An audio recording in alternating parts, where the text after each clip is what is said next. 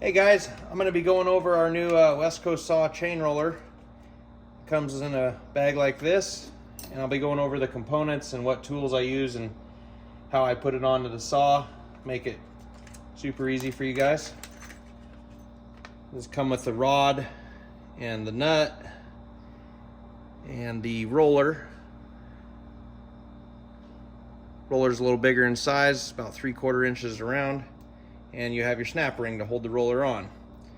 So the tools that I use is I've got an 8mm wrench, 8mm socket, and I usually get 2 sockets.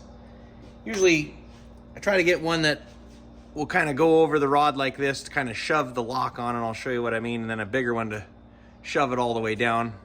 Or if you only had 1 socket, you could probably use that. I think this socket here is that's a 5mm, and this one here is a 7, so that gives you an idea of what I'm using. Initially, when I put my dogs on and I'm going to put my chain roller on, I'll go ahead and put the inside dog on the saw first, bolt everything down, and then I'll put the outside dog on with always the nuts on the outside, and I kind of leave it loose like this, and I'll show you why I do that. When you go to put this rod on, you know, it's nut on the outside, of course. Run around down here. And that wrench can hold the inside of your rod here. Socket on the outside.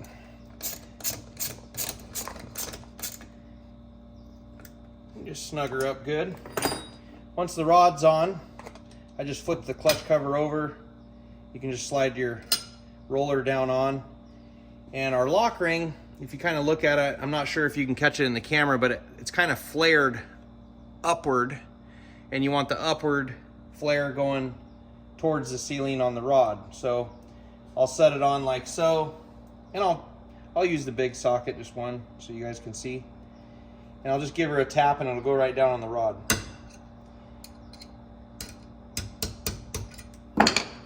And I kind of leave it, you know, to where the roller spins freely.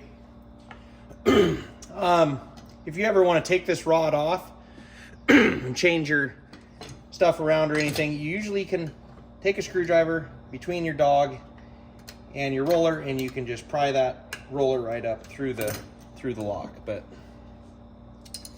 for now, we'll just put her down on there.